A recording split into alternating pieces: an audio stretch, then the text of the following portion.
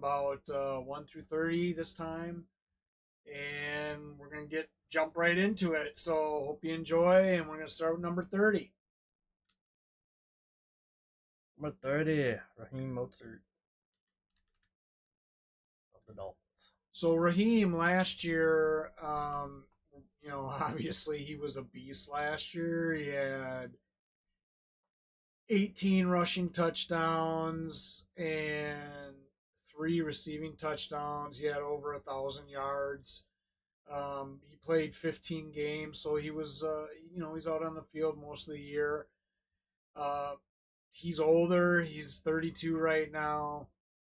I don't think he's going to repeat the year he had last year.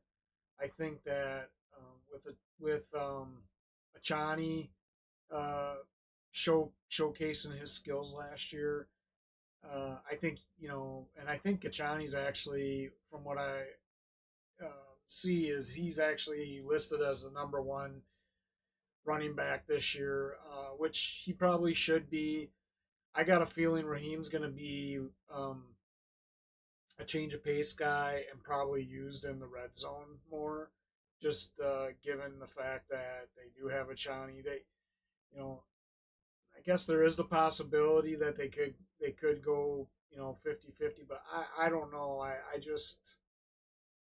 Um, I just got a feeling that Achani really showcased himself last year, and it's going to be hard to keep him off the field.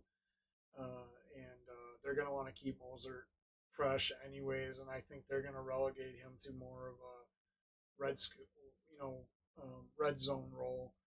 I could be wrong. Maybe they plug him in there and stuff, but I just think he's getting the 32. He's 32. He's up there in age, and yeah, he had the season he did last year, touchdown wise, but obviously Achani. I don't know. Last year, what did Achani? I think last year had you know yeah. So last year Achani had 800 yards. Um, geez, and he had almost 8 yards a carry last year, and he had 8 touchdowns rushing and three receiving. And the thing is he had it on only 100 attempts, mostly because I think he was injured. Because he only played 11 games. So I just kind of feel like Achani's definitely going to be cutting into Mosert's productivity this year. I mean, he's obviously going to have more than 100 carries if he stays healthy. I think I kind of see the stats for these two kind of flip flopping in regards to carries, attempts and stuff, and I think the touchdowns are going to level out. That's just my opinion. So, Wags, what do you think? I think Mostert this year is clearly going to be taking a backseat to Achan. You have a young rookie coming in who did have quite a few good games there. I know against the Broncos, he had I think it was like his first actual game, like full game against the Broncos. He put up over 200 some yards and like four touchdowns in that first game. Yeah, like the first full game he played, it was 203 yards rushing and four total touchdowns, which was nuts. And then he had a few other games, but he did battle a lot of injuries there. I think a good 8 weeks in the middle of the year, and then yeah, it was a little rough there from a health standpoint. So, with the health being a question here, I do think Mozart still does get a decent amount of touches and reps within the offense. So I think putting him here at the 30 spot's pretty solid, and I don't think it's too high for the production he'll still get within this offense. Yeah, and he's I would consider him a borderline RB2 flex option.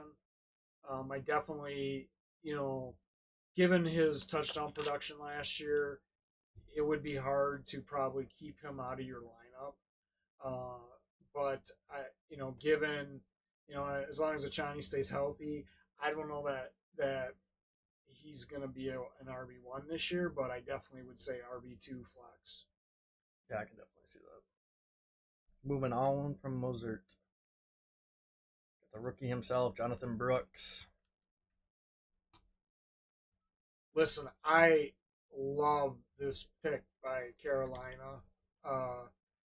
know a lot of people would question drafting running back high, but I tell you what, Carolina's new coaching staff definitely learned from the mistakes of Frank Reich last year for the situation they put Bryce Young in. I think going out and getting a young stud of a running back in the draft to pair with Chuba Hubbard, and obviously they have Miles Sanders and Rashad Penny in the mix there, but I think that this was a tremendous um, draft pick by Carolina. He is going to really help Bryce Young's development. Like I've said before, I know when we talked about quarterbacks and stuff, I believe that Young was mistreated last year by a lot of these so-called experts. I think the situation he was thrown into compared to a C.J. Stroud and other rookie quarterbacks just wasn't fair. And I think Carolina they've gone out. They drafted a stud running back in Brooks. They brought in Deontay Johnson, to pair with another, decent rookie wide receiver in Leggett and Adam Thielen there. I know some people aren't high on Jonathan Mingo, but he could potentially have a bounce back year. You got Hubbard in the mix. Um, you know, uh, they got a younger tight end, I believe, too, as well, on their team as well, in Jatavian Sanders. So I really expect that Carolina they're going to have a much better year this year. And Jonathon Brooks, you know, he was a stud at Texas. I think he's going to come in and be an immediate impact on that offense. I I would definitely expect to see him around, over 1,000 yards if he stays healthy. Yes, there's a potential that Hubbard takes away some carries from him, but you don't draft a running back like they did as high as they did, and not want to use him, um, in that running game right away. So unless he has any setbacks in training camp or has injuries or fumbles the ball or something like that, it wouldn't surprise me if he comes out, like I said, has over 1,000 yard season, and I can see him, with potentially 6 to 8 touchdowns. So uh, I do think that um, I don't I don't know how active he'll be in the receiving game, but with the talent they have at receiver and tight end, I don't know that the running backs are going to need to be necessarily active in that game. But I believe Hubbard was pretty active in it last year, so we'll see how it pans out. But I'm high on this guy. I think it was a really great pick for the Panthers. Yeah, I think he'll come in here as the RB1 on the team, with Sanders and Hubbard kind of battling for those RB2 reps. Like I said in the last stream that we had, I do think Hubbard slightly edges out Sanders, especially after watching Sanders last year. I think Hubbard will definitely get a good chunk of the RB2 reps and receiving the ball quite a bit. Yeah, I could see Sanders maybe being a third back down too as well because Yeah, I could see them using all three too. Like that's kind of why I went with like a safe 35. I just don't really know how they're going to utilize Brooks, and you still have two solid other running backs. It's just their offense last year was just horrendous all around. So yeah. it's kind of hard to judge for me, at least, with Brooks still having Hubbard and Sanders in the backfield, and occasionally you could have Penny in there too. Penny has shown that he can be a receiving running back. So Well, here's my hot take for this one. I had him at 25. I definitely think Jonathan Brooks is an RB2 this year. I think he's going to be the best rookie running back in this class. So I'm calling it now. I'm saying you should be able to draft him with confidence, knowing that he was definitely going to be at least an RB too, with the potential at some point, depending on how he starts off the year of being an RB1. I know that a lot of people may or may not agree with that, but that's just my prediction. I'm thinking of flex at best right now just because I don't really know how that offense is going to run.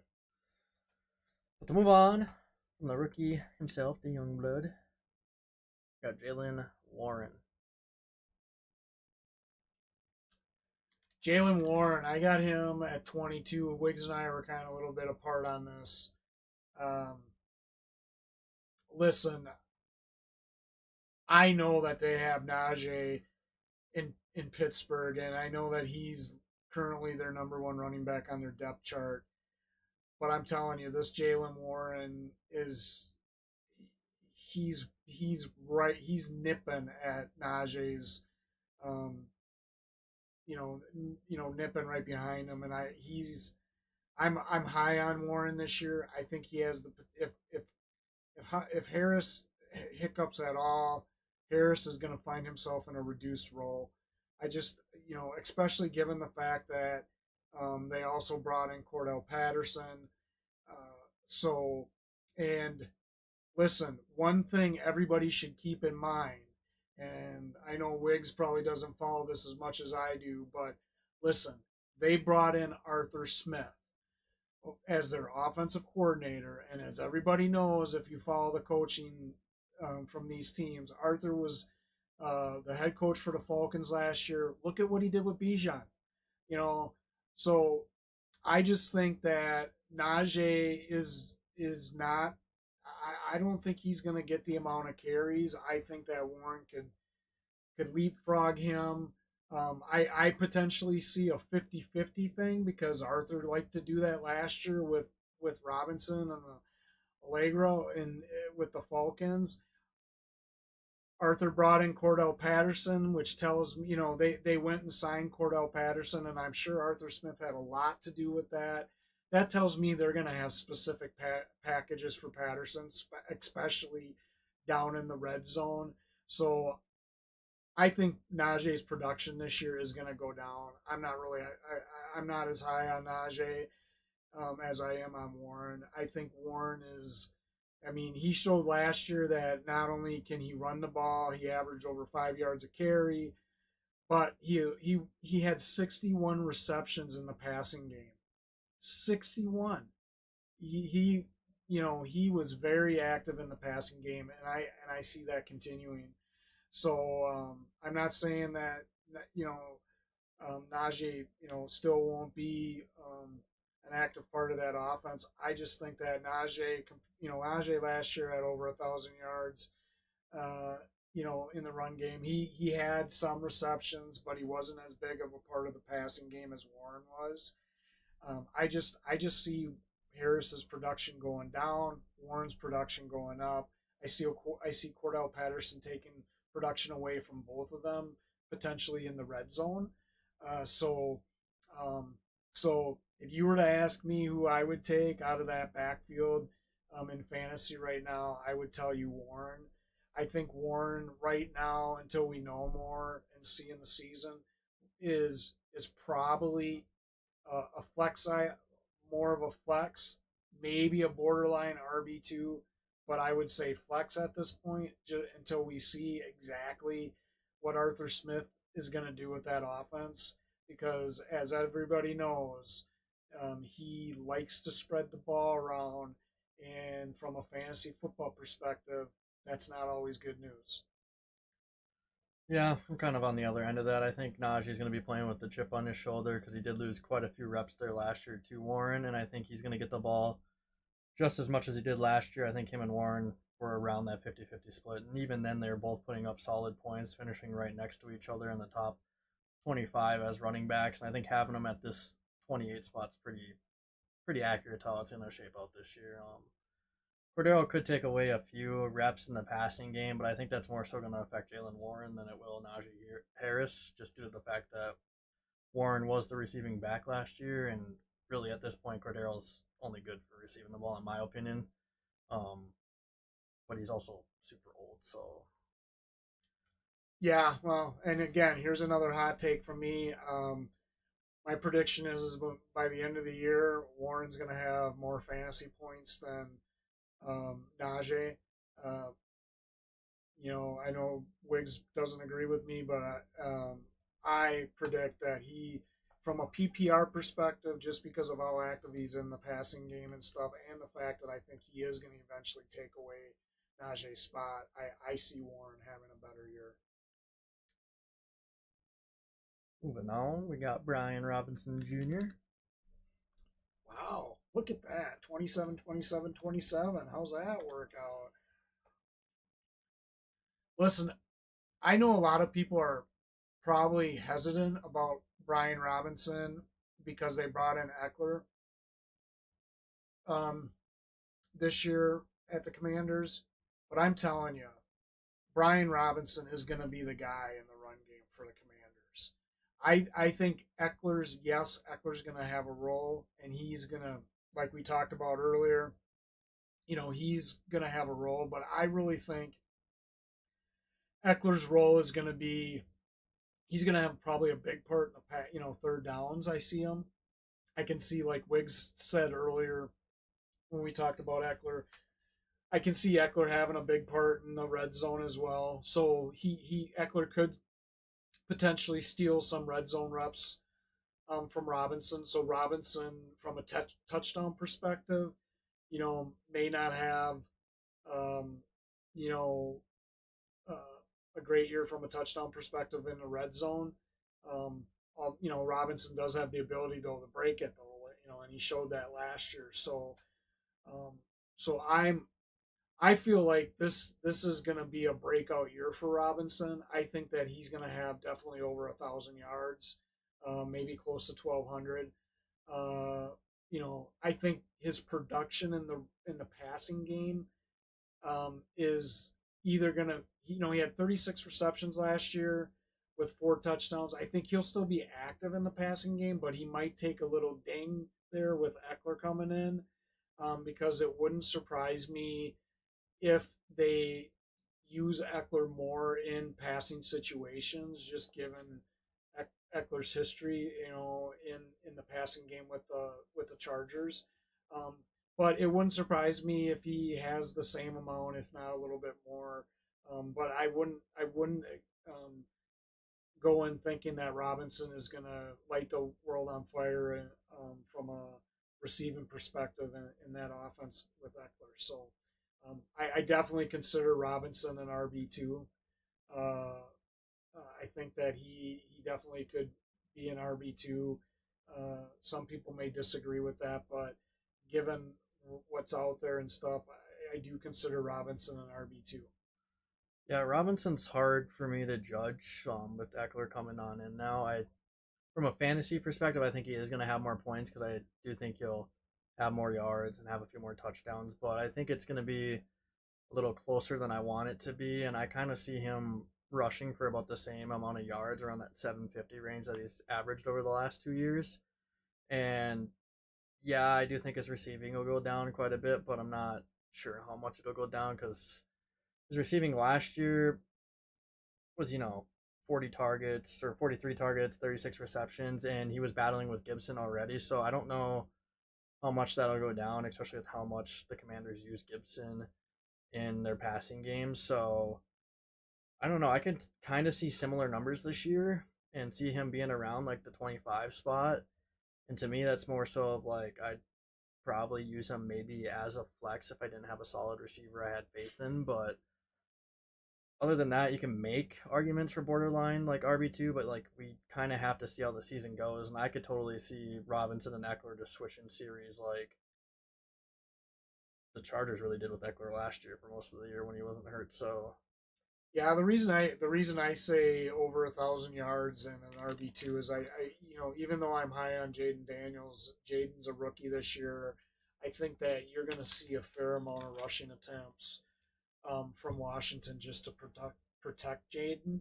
I mean, because the running back is, like I've said before, is a rookie quarterback's friend. So that's the only, that's a big reason why I think he's an RB2. So, moving but on hey, from we that. were the same I on mean, that we one. Yeah, we have a few of them here in this top 30 that's actually kind of close, and it's kind of nuts how close we are in a bunch of them. Got Zack Moss. Wow. Boy, Zach was I think he was a little bit of a surprise last year with Indianapolis. I don't think anybody expected him to come in like he did with once Taylor got hurt.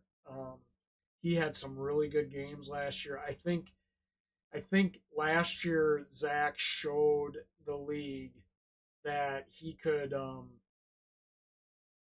come in and get the job done. I know he only played in 14 games. I think there was one or two games he was out maybe.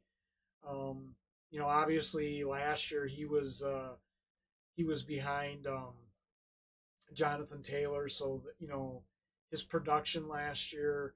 A lot of people are going to say, well, he didn't have a lot of production, but I disagree with that. He averaged over 4 yards a carry. He had almost 800 yards. He was very active in the passing game. So I think that he kind of last year he kind of showed that he you know showed his ability, and I think that's why he earned a spot as the number one guy on the depth chart for the Bengals with Mixon going. I definitely think that Moss is probably going to have a better year this year than he did last year. Chase Brown's going to be right there with him. Um, so obviously he's got another guy um, who's going to be in his second year this year. Behind him. I actually like the combination of Moss and Brown. I think they're going to complement each other. I don't necessarily know that Brown's gonna he's gonna take away obviously some attempts, but that's every running back in the league. Um, I think that this year Moss is probably last year he had what 180 around 183 carries.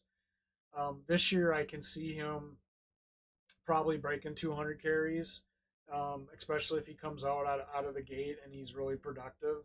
Because you got to remember he only played 14 games. So if you think about that, 180 carries in 14 games, that's a lot. So I definitely think he's going to be if he stays healthy, he stays in there. Cincinnati likes to run the ball. Joe Mixon, every year was consistent from a fantasy perspective. I don't see why Moss couldn't do the same thing that Mixon did. I think he's going to have a decent year. Yes, Chase Brown is going to, you know, um, steal some attempts away from him and stuff, but I think Moss has proven that he can be effective in both the rushing and passing games. So he's a guy that can be in there on every single down. So I'm expecting him to have another good year, definitely better year than last year because now he's the guy. Unless he runs into some injury bug, um, you know, I consider Moss an RB2 for sure. Um, you know, could at some point later in the year he become an RB1? Maybe. I think it all depends, but I think he's definitely a solid RB2. I don't know, Widge. What do you think? The only issue I have with Zach Moss is him staying healthy. He is yet to finish a full season healthy. He's always missed the minimum of 3 games. So I don't know. That's the only issue I have with him. I grew to be a big fan of him last year, especially after I got him on my team in fantasy because he did save me a few different weeks there when Taylor was hurt. And even when Taylor wasn't hurt, Taylor's first game back, he put up over like 25 points for me, which was super nice. But it's hard for me to like fully be sold on Moss due to the fact that he just cannot stay healthy. His production last year was great, like you mentioned, and he definitely could have had over 200 attempts, but that's the difference from being on the field and off the field. Like you got to be on the field to get those touches. So Yeah, and remember some of those games. Yeah, I mean, I agree with you. I mean, he missed 3 games last year, so um, obviously you want him out on the field.